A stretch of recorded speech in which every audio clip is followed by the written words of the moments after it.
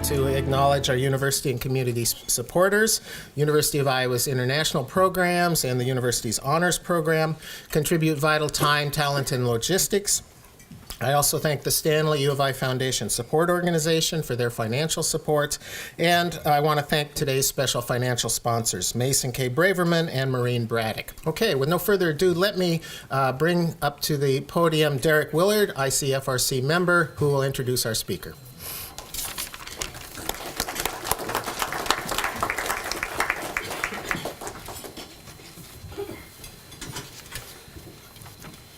Thank you. I am Derek Willard, and I'm an IFRC member. I'm also on the program committee, and I'm particularly grateful that we could have Karim Malik here today to talk to us.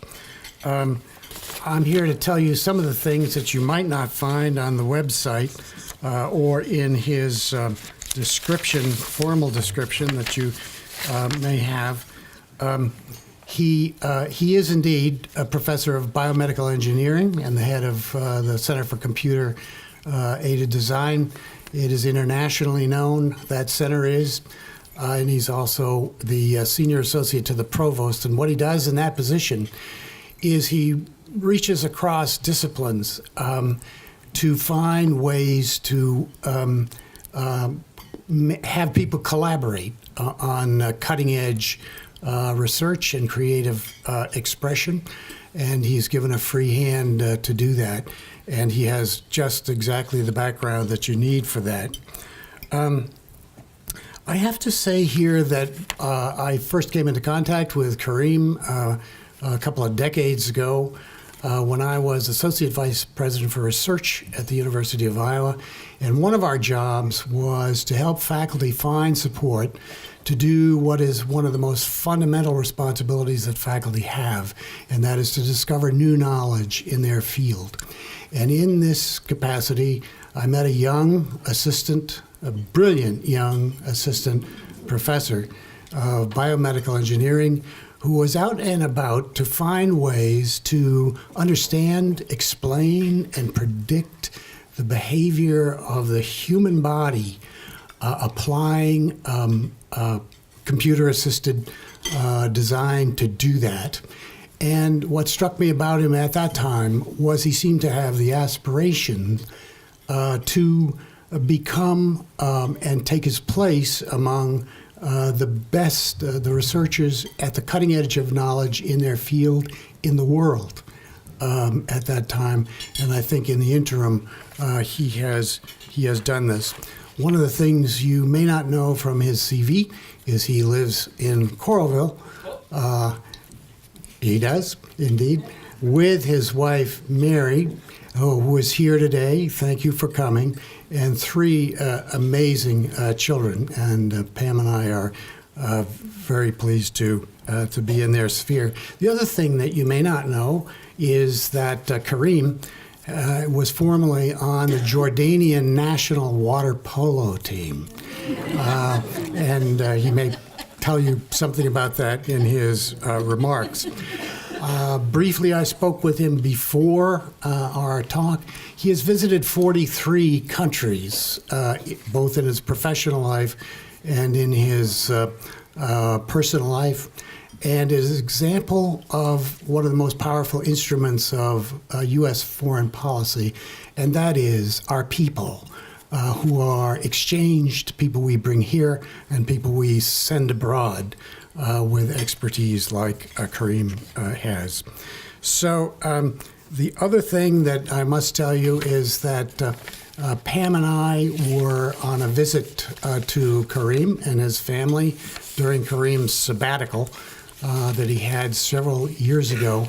And I have to say we were treated to and were introduced to the Middle Eastern welcome.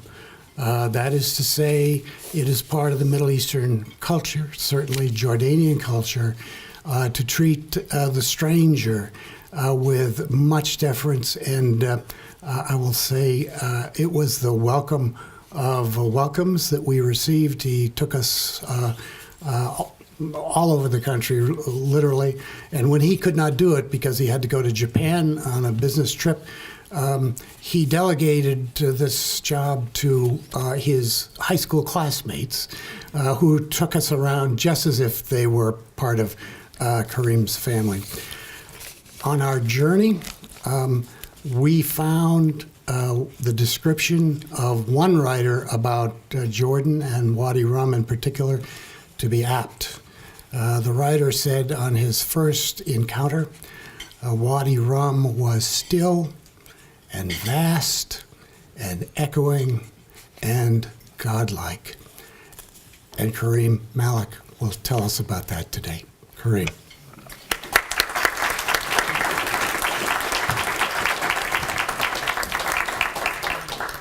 First of all, let me say thank you so much for being here. I appreciate your time, valuable time to come and listen to me. The door's so open, and you can run anytime you feel like it. But let me start by saying, thank you so much to Ed for inviting me, to Derek for the warm comments. He has left a tremendous void on campus. Those of us who worked with him, I want to tell you just a little. 20-some years ago, my first trip to D.C. to get to know the congressman and the senator and so on was with Derek. And I felt like a little kid grabbing Dad's hand, going, showing, this is what you do this. And that experience has stayed with me for years and years. And, I continue to go there. But he has certainly left a huge void on campus in terms of governmental relations, in terms of relations with our congressional delegations, both in Iowa and D.C. He's been an amazing mentor over the years, and I'm just thankful that we have this amazing friendship that he was able to come to Jordan as well.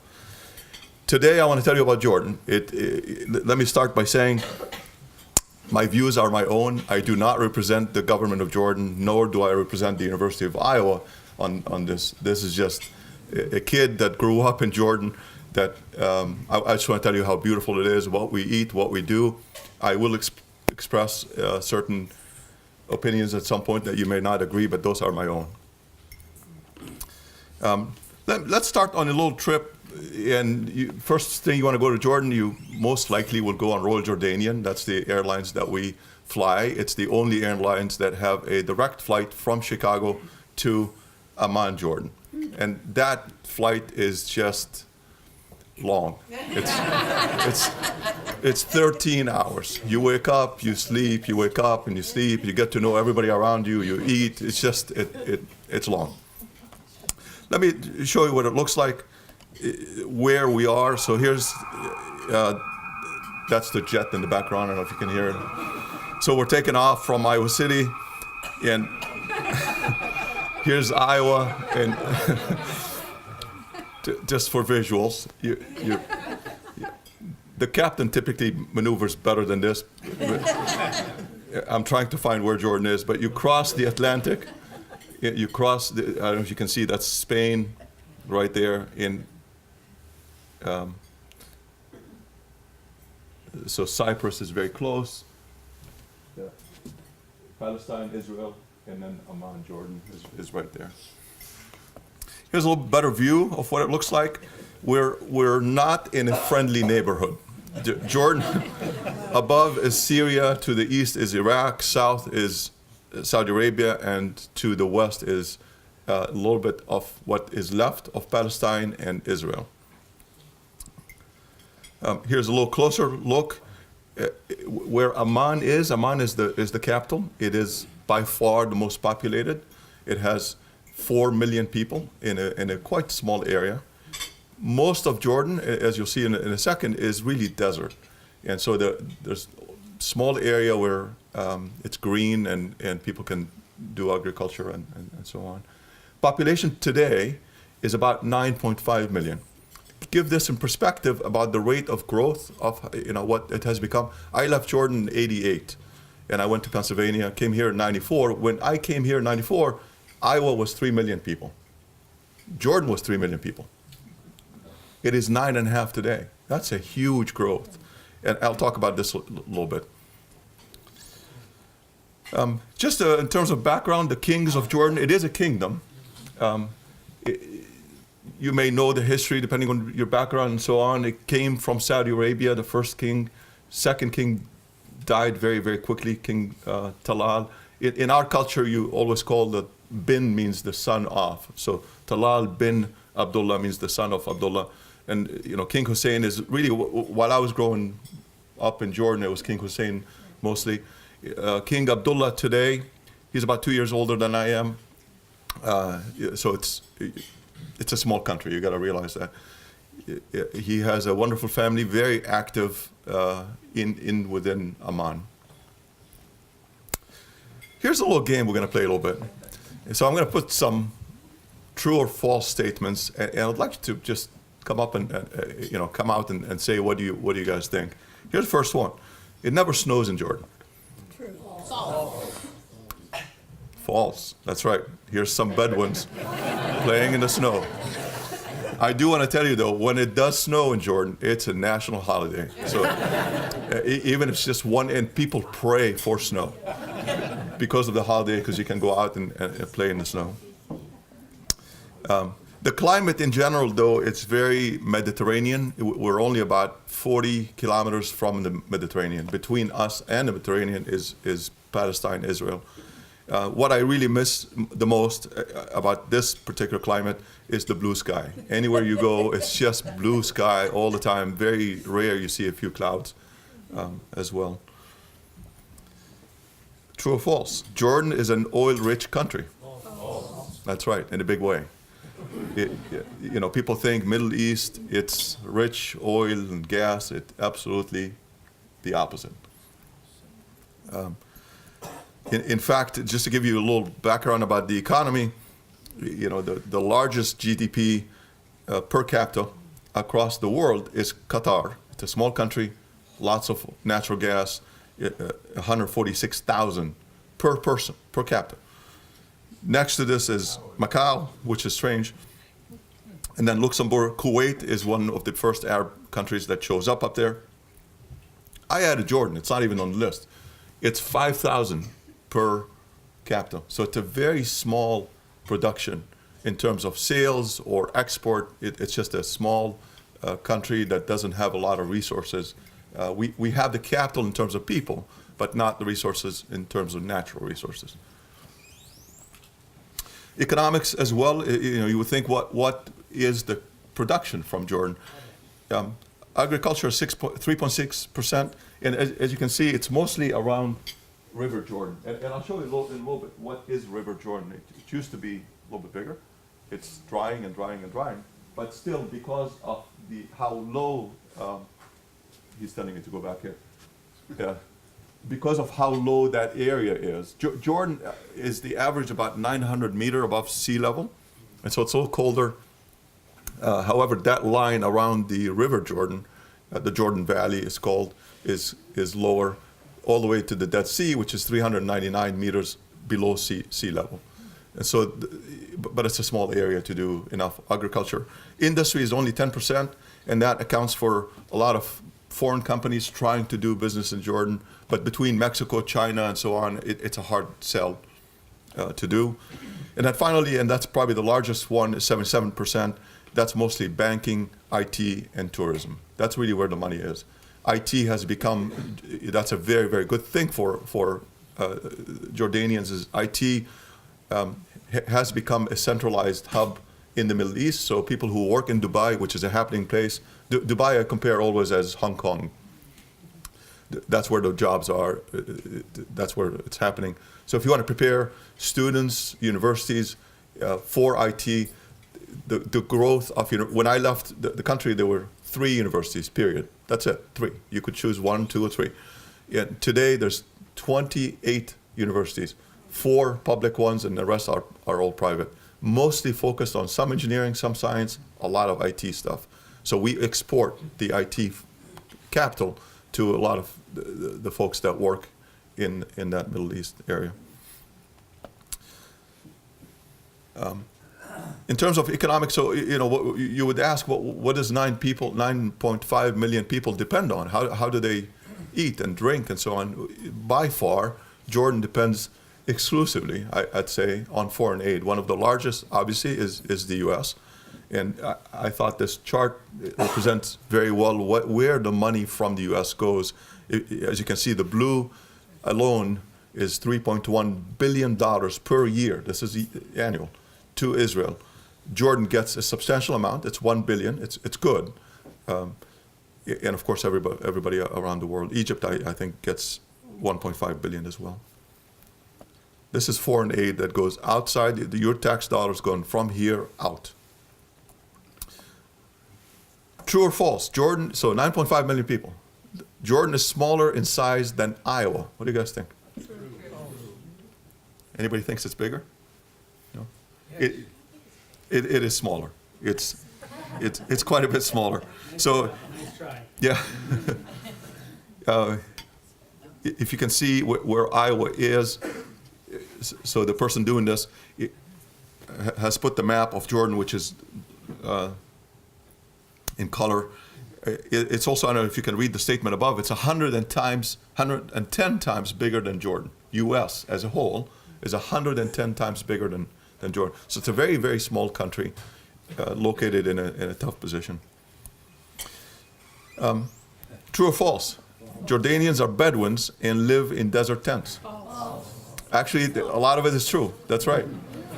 A lot of it is true. So we have a significant population. It's dwindling down, but here's what it looks like. And if you do go to Jordan, I hope you get the opportunity. We did not when we went at the time, but I hope you get the opportunity to walk into somebody. You know, you have to do some work to get there, but to walk into a Bedouin's tent.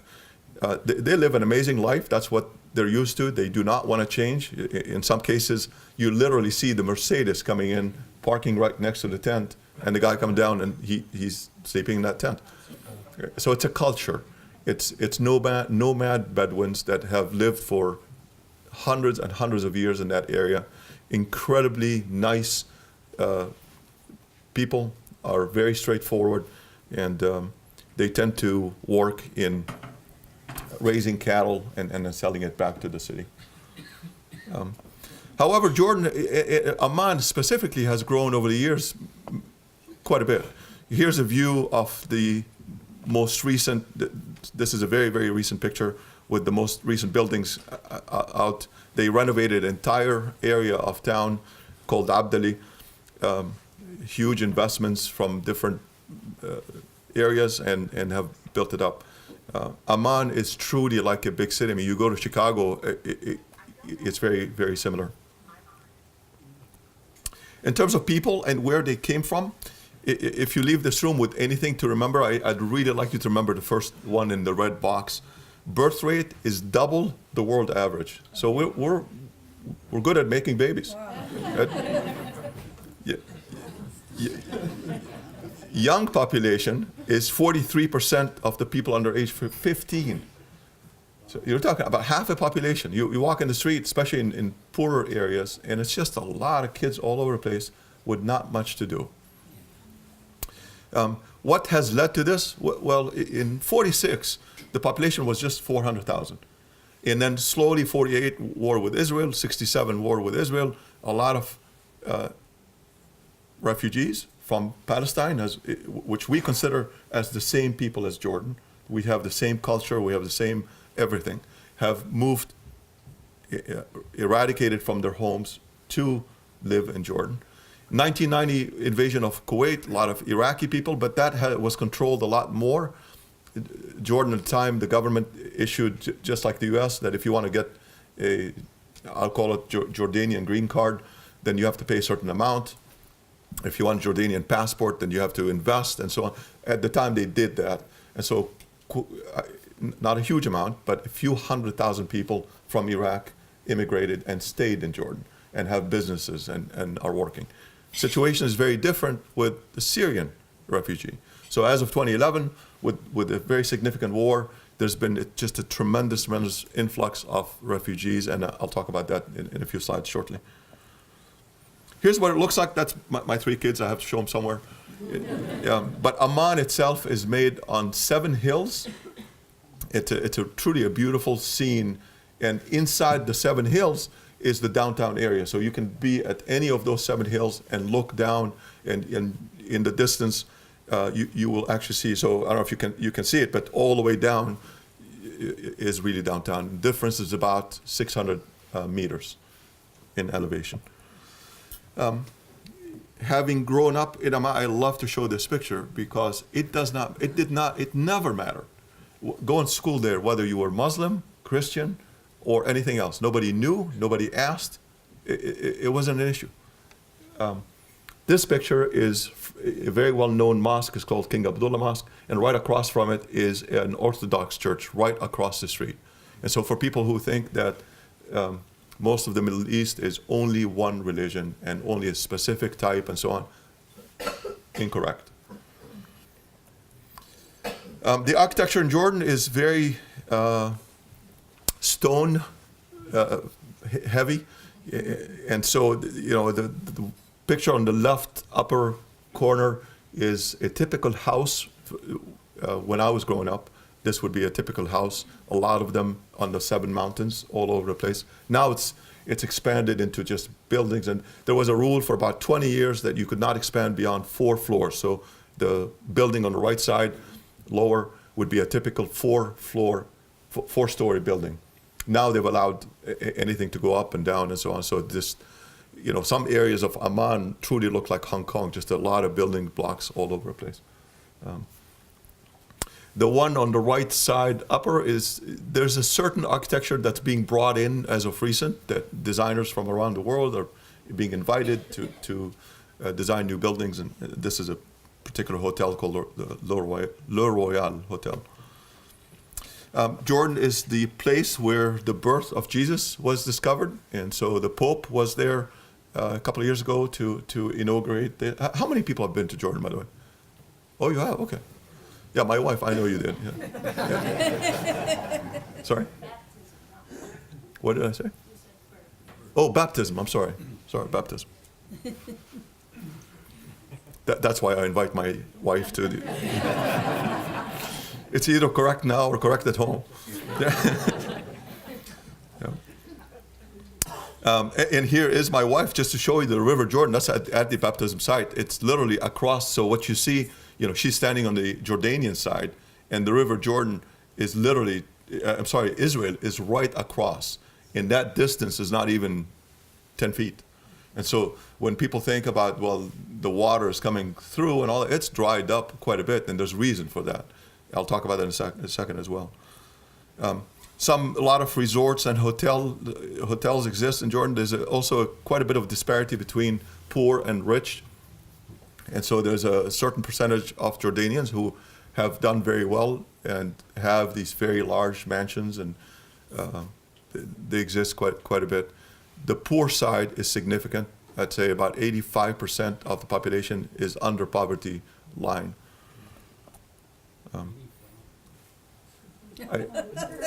That's actually not the picture I want to say. Yeah.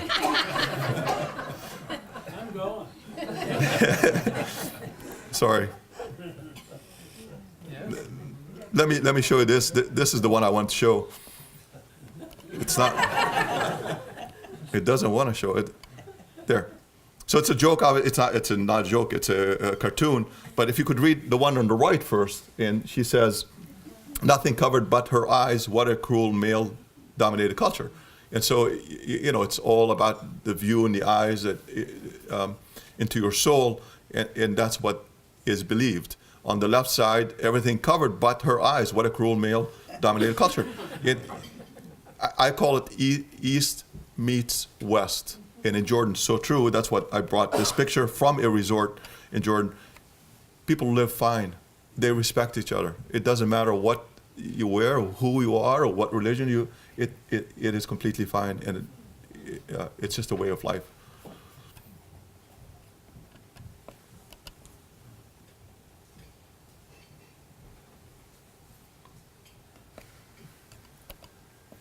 Okay, so I want to go through this 5 slides quick. The challenges in Jordan are many. Those are the top 5 that anyone can identify. They're listed everywhere. I'll go one by one. About 1.6 million refugees in one camp alone in the north side of Jordan. And you think of it as a bunch of tents and so on given by UNRWA or UNESCO or whatever, it's a lot more substantially difficult than what you think. If you look at the lower picture, that's what people are waiting for, food and drinks, and the problem is so substantial. The king has never done that before, but he's issued a warning that the country is at a boiling point. And anyone visiting recently you would feel that quite a bit. ISIS. I would say it's not as significant as any other country around us, but it is significant. There's an in-country, homegrown, certain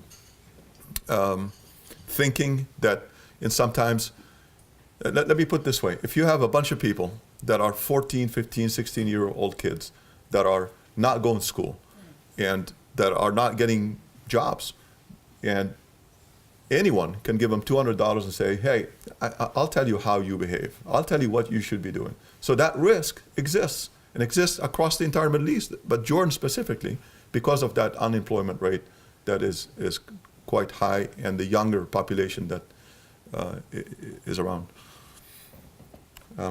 In general, Jordan has a very strong intelligence apparatus and strong army, and that's been very protective, but there has been incidents here and there, isolated, and the government is right on them very quickly.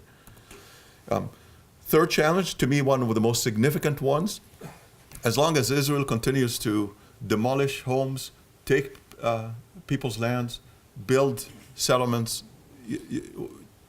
what do people expect?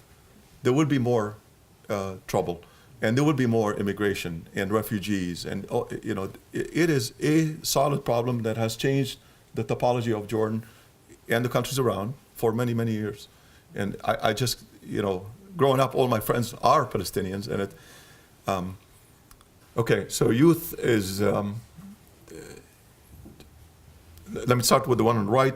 The unemployment rate is 15 to 24% for the youth, but overall it's actually 60% for the country, and that's substantial.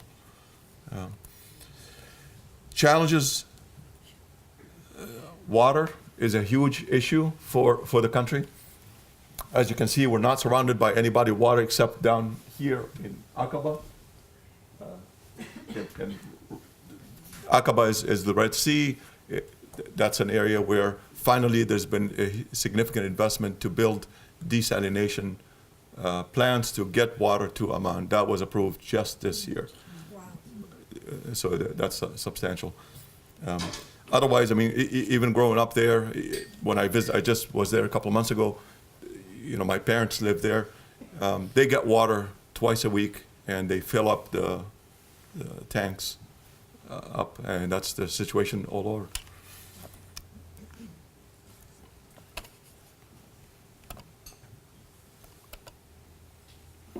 Okay, enough with the challenges. I think you understand them. Let's have a little fun. Petra, as you probably know, is one of the wonders of the world, listed as one of the 7. And there was a movie filmed there by Harrison Ford, Pam Willard, and Derek Willard. So I'll go through this quick. What you see is actually Petra. How many people have heard about Petra? Okay, so you have. What you see is a view as you're going down to Petra. It's actually the mountain that has it. So all of this particular mountain is red stone, and you can't see what's inside. And this is 200 BC is when they built it. The idea is that they're protected. They live inside that mountain. They've carved their way into it. And it so happens I went with Derek and Pam when they visited. And so I'll take you through very quickly. I think maybe an exercise is to find Derek. So find Derek. That's not an easy one. He's right there. So 1550 to 1292 BC, and the word Petra, by the way, means rock in Greek. Find Derek. Red shirt, right there. Yep. This is the area that you walk through. So you're walking through the mountain. It's called the Sikh, And you walk through until you get all the way down to the treasury. And so we'll continue to do this. Find Derek. Yeah. So it's just a very nice, about, I'd say, 45-minute walk or an hour inside the mountain. Literally, all you see is this very large path. And then finally you get to the treasury. I don't see him. No, you're right. You're right. Because, yeah, and here's what the treasury looks like. It is complete. So the difference between who built this city is a population called the Nabateans, and they passed through. So did the Romans, by the way. And the difference between the two is the Nabateans, they go out to the huge rocks, and then they carve out things. The Romans tend to get stones and build things together. So this particular city, although a lot of it is still intact, a lot of it is undiscovered. Now I have a percentage that was just released recent. So you ask, where's Derek? You can't just ride like everybody else. He's got to do the. Here's the monastery. And again, it's quite intact. If you have the chance to visit, I hope you all do. If you don't do anything else in Jordan, this is one you ought to go to. Look. Here's Derek again. Here's Harrison Ford, just to make the contrast. But that's from the movie that was filmed there, Indiana Jones. It was filmed by the way, Jordan is very well known for hosting, filming. The last one, I think, was the Mars. What's it called, man? The Martian, yeah. That was in the, yeah. And then finally, two together, Derek and Harrison Ford, just to make sure. And note the whip. That's very, very important too. Yeah. The Dead Sea is also another place that, again, if you have the chance, it is by far the lowest place on Earth, 398 meters below sea level. It's quite an interesting ride to get there because you have to go through all these topology from, the city of Amman is about here, and then as you drive down, you end up, this is going to be it. The city of Amman is about here, you end up in this area, and they just recently, over the past 7-8 years, built resorts that you can go and float. And float, yep. And of course, there's all sorts of warnings about do not swim, you can swim, but don't put your eyes in it. It's incredibly salty, very, very high concentration. Here's what people look like. I could not get a picture of Derek on this one. But, yeah, so that's the typical picture of the Dead Seas where people sit in and you're completely floating. I got to tell you an example of somebody who did not do that is I make fun of him anyways, my brother-in-law. All the signs say do not dive, do not. He goes there, he's grown up on a beach, and he dives right in. He's a different man. After what came in, what came out are two different things. No, it burns significantly. It's all the potassium and the sodium. So. Finally, the last few slides is all about the most important things to me. It's called food. And so this is a very typical, a lot of Middle East, as you know, whether it's Mediterranean, I'd say, whether it's Greece, and our, Lebanon, Jordan, and so on, we share a lot of the food. It's a continuum. This has been invented here. But some things are more pronounced in one country or another. So I'll show you some of these. Grape leaves are you probably all know, very, very well. This is the Jordanian thing. It's called mansaf, which is not a good translated to English. It means explosion.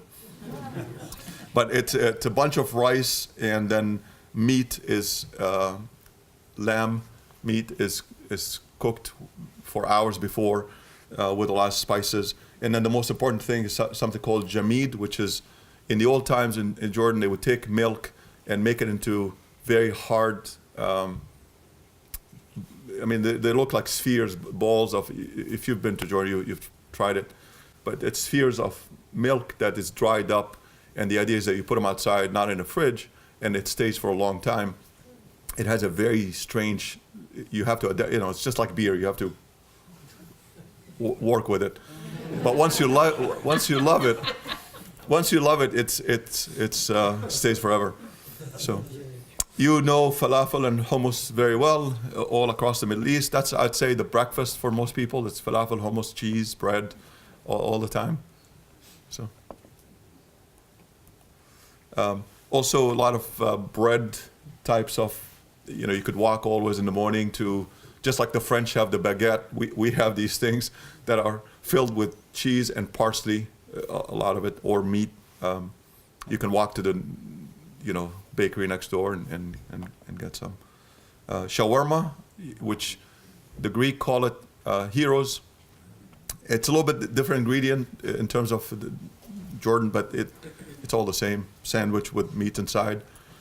And then kube is cracked wheat on the outside shell and then meat inside that. Most important dessert, and I did bring the one on the left today. If you haven't tried it, please do. It's called harissa, and on the right it's called kunafa. Kunafa has cheese, very sweet cheese, in the bottom, and then some syrup on top. Finally, my last word is that we are all humans. It doesn't matter, Jordan has a lot of Syrians, Iraqis, and the original people are Bedouins. There's also original people that are called Circassians that moved from Russia. This is way back, before Jordan was independent. At the end of the day, it's all the same. Thank you.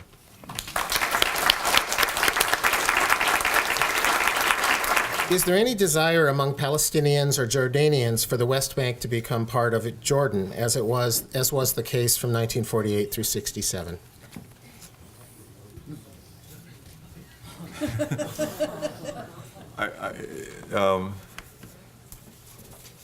I think that answer will vary between who you ask. I think the key is not whether it joins or not. It's just that the Palestinians get their own state. I think that their own independence, their own freedom. That's really. Great. Can you describe how the borders of modern Jordan were determined? Modern Jordan? I think a lot of it is negotiation. What I've seen, I'm not really an expert in that area whatsoever, but what I've seen is that a lot of negotiation with, the last I saw was a purchase between Jordan and Saudi just to get a little more waterfront on the Red Sea in exchange for something else. It's just a lot of negotiation. But that's how it's decided. It's not. Where do the students in the Jordanian universities come from? Mostly Jordan or elsewhere? No, there's a lot of students in Jordan that are from the surrounding area, whether it's Saudi or you name it. There used to be a lot of interest in going abroad, but obviously with the last 10, 15 years, that has changed quite a bit, and a lot of families want to keep their kids in the Middle East. And so a target has been Dubai, has a lot of good universities, but Jordan is also one of those as well. What's the status of foreign aid to Jordan in terms of managing refugees? I think there was a slide that I removed last minute, but what I heard was promised was $1.2 billion, and I can't remember what the source for that is, but promised was $1.2 billion over the next 6 months, and only 300 million have been paid, and so there's a huge problem and a gap there. What kind of programs are available to deal with the youth who don't have either jobs or educational possibilities? I'd say very little. There's a lot of European EU stuff that comes in, and it's a lot of help from outside. What I've seen from inside the government is limited, very limited. Are the private universities you mentioned in Jordan, are they primarily nonprofit or for-profit? For profit. Let's see. All right. Why does the USA provide so much aid to Jordan when Jordan has gone to war with Israel? So in other words, large amounts of foreign aid to both countries right next to each other. Any thoughts? Yeah, I mean, foreign policy? Jordan went to war with Israel many, many years ago. Today, there's a peace treaty between Jordan and Israel, and I think it's in the best interest of the U.S. that that border gets protected at all times and have a, as you've seen, Jordan is a very central location that has, geopolitical ramifications, and it's the interest of the U.S. to continue to feed it, to stay very much on their side. All right, and then one final question. Can you talk about the royal succession and whether King Abdullah has a successor ready and how smoothly that process works? Yeah, he has his son as the crown prince. It is a kingdom. They're trying, and we've seen that over the years, that they want to make it more like the British system where the king, the royalty, is more a figure than ruling the country. I think that transition is taking time. The military reports to the king. The government reports to the king, and he's a very active in ruling the country. But I think he very publicly described that he is trying to make it more like other countries around the world. Great. Well, thank you, Karim, for your presentation. And let me also thank our sponsors once more, the University of Iowa's international programs, the U of I Honors Program, Stanley U of I Foundation Support Organization, and also today's special financial sponsors, Mace and Kay Braverman and Maureen Braddock. And thanks again to City Channel 4 for making our programs available to wider audiences.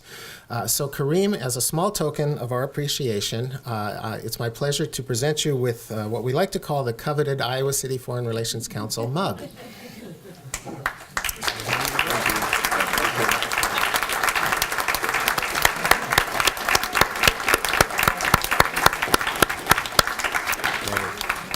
Thank you, everyone. Good afternoon. We are adjourned.